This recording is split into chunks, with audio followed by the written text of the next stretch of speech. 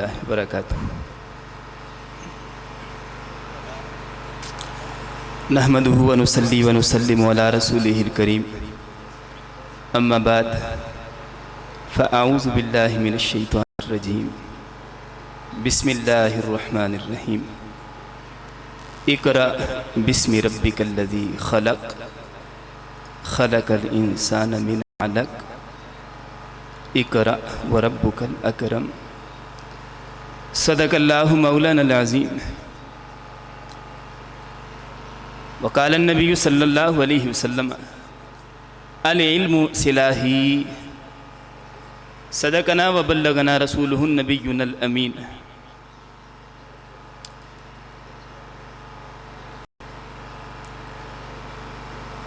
میرے درویش خلافت ہے جہانگیر تیری، میرے درویش خلافت ہے جہانگیر تیری، ما سوی اللہ کے لیے آگ ہے تکبیر تیری، عقل ہے تیری پر عشق ہے شمشیر تیری، عقل ہے تیری سپر عشق ہے شمشیر تیری، تو جو مومن ہو تو تقدیر ہے تدبیر تیری۔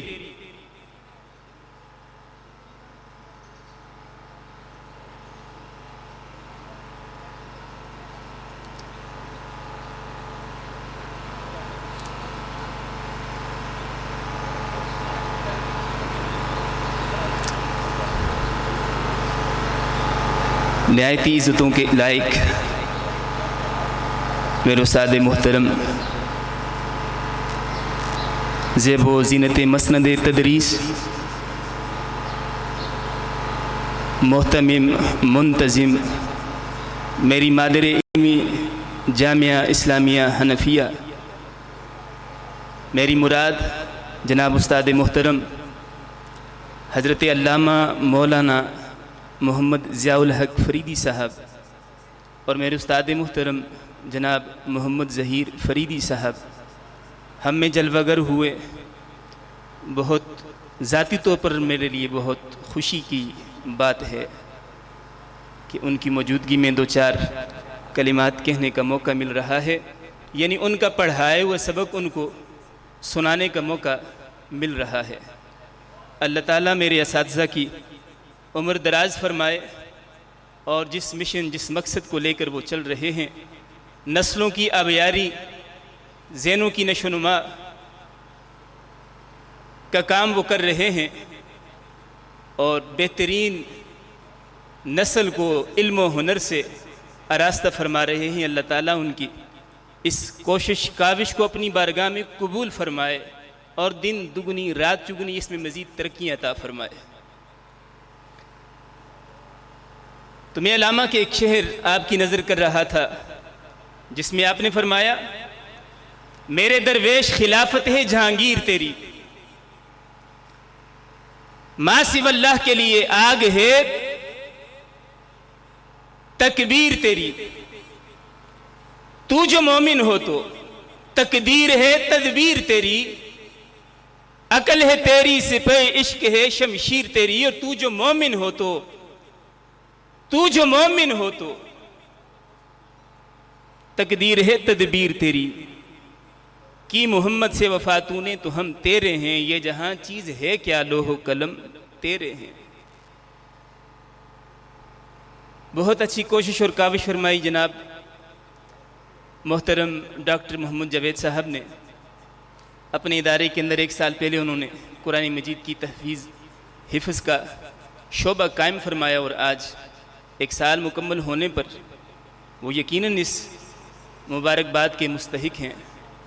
کہ اچھے کام کا آغاز انہوں نے فرمایا۔ درسگاہ ہوتی ہی اسی لیے ہے کہ وہاں پڑھایا جائے، وہاں سکھایا جائے، اور انسان کو انسانیت کی معراج کی طرف سفر طے کرایا جائے۔ اسی مقصد کی خاطر عمارت تعمیر کی جاتی ہے، انٹلیکچل کی خدمات حاصل کی جاتی ہیں، بہترین اذہان سے استفادہ کیا جاتا ہے، اور پھر ایک نسل کی تیاری ہوتی ہے تاکہ اس کو صحیح اور غلط کی پہچان ہو سکے۔ حق اور باطل کا امتیاز ہمارا بچہ جانے کے بعد کر سکے۔ اور اس مقصد کی خاطر ہی اللہ تعالیٰ نے اپنے حبیب کو قرآن مجید بھی عطا فرمایا، اقرأ بسم ربک الذی خلق کہہ کر اس کا آغاز فرمایا۔ کہا میرے حبیب پڑھیے، میرے اپنے رب کا نام لے کر شروع ہو جائیے۔ اور پھر تعلیم کو جو سکھانے کا ہنر سامنے رکھا گیا وہ کیا تھا؟ فکر اور سوچ، اور سب سے پہلے خود انسانی تخلیق کی طرف کہ ذرا غور کیجئے۔ اقرأ بسم ربک الذی خلق، رب کی شان خلاقیت کو پہچانیے، اللہ تعالیٰ کے خالق ہونے کو جانیے، تو پھر آپ کو اپنی مخلوق ہونے کی سمجھ آ جائے گی۔ جب آپ اس کو اپنا خالق اور خود کو مخلوق سمجھ جائیں گے تو پھر آپ اپنے اوپر اس کے احکامات بھی لاگو فرمانے میں کوئی دقیقہ فروگزاشت نہیں فرمائیں گے، کوئی کسر اٹھا نہیں رکھیں گے۔ جب آپ کو اپنی حیثیت معلوم ہو جائے گی، میں تو سراپا مخلوق ہوں، میرا ایک خالق ہے اور میرے بنانے والے نے کسی خاص مقصد کے تحت مجھے یہاں جامع تخلیق پہنایا ہے، تو لہٰذا پھر اس کے لیے یہ خدا کے نصاب کو پڑھنا اور اپنے اوپر لاگو کرنا بڑا آسان ہو جائے گا۔ تو اس مقصد کی خاطر یہ اساتذہ ہوتے ہیں، وہ خود بھی اس درس اور سبق سے ہو کر گزرتے ہیں، یعنی اپنے آپ کو سمجھتے ہیں کہ ہم مخلوق ہیں۔ جب پہچان لیتے ہیں کہ ہم مخلوق ہیں اور پھر آگے ان نسلوں کو بتاتے ہیں کہ آپ بھی مخلوق ہیں، اور پھر تفکر، تدبر، کسی نہ کسی چیز کو اٹھا کر مرکز اور محور بنا کر سٹڈی کے لیے اس پر فوکس کر کے بتاتے رہتے ہیں کہ بیٹا جس چیز پر تم فوکس کرو گے سوائے خدا کے ساری کی ساری مخلوق ہی ہے، اور ساری کی ساری خدا کے سامنے بس دست و بستہ کھڑی ہے اس کے احکامات کو لینے کے لیے۔ بس یہ سمجھ آ جاتی ہے جب، تو پھر انسان کی فکر، اس کی نظر بالکل سیدھی ہو جاتی ہے، ایک منزل کا تعین ہو جاتا ہے، اور پھر انسان اس طرف سفر شروع کر دیتا ہے۔ اس مقصد کی خاطر یہ ادارے ہیں، اور ایسے عظیم اساتذہ جو بہت بڑی ذمہ داری ہے، پیشہ معلمی، استاد کا مقام اور منصب بہت بڑی ذمہ داری ہے کہ کس طرح ایک انسان کو انسانیت کے سبق سے آشنا فرمانا،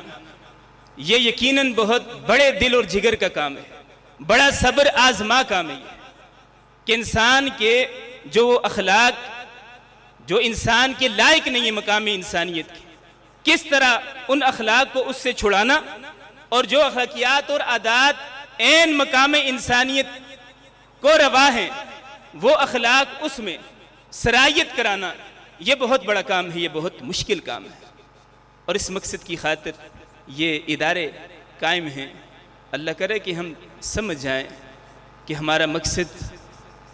معراج انسانیت کی خاطر ہمیں یہاں لے آنا ہے، اور پھر یہاں سے ہم نے جانا ہے، اور جو کچھ جہاں پہ ہم نے کیا ہے، بحیثیت استاد کیا ہے، بحیثیت تاجر کیا ہے، بحیثیت ڈاکٹر کیا ہے، جو بھی ہم نے کیا ہے اس کا جوابدہی کا احساس ہونا، یہ بہت بڑی بات ہے۔ اللہ تعالیٰ علم و آگہی کی جو منازل ہم طے کر رہے ہیں ان میں ہم پر کرم فرمائے، جو کمزوریاں، جو کوتاہیاں ہم میں ہیں اللہ تعالیٰ ان کو ہم سے دور فرمائے۔ اچھے اساتذہ بہت بڑے مقدر کی بات ہوتی ہے، جب وہ مل جائیں تو پھر یہ مشکلات طے کرنے میں بہت آسانی ہو جاتی ہے۔ اللہ تعالیٰ ہمارے اساتذہ کا بھی، اور یہ بچے جو عصری اداروں کے اندر تعلیم یافتہ ہیں ان کے اساتذہ پر بھی کرم فرمائے، اور اللہ تعالیٰ ہم سب کو ایک منزل کی طرف گامزن فرمائے۔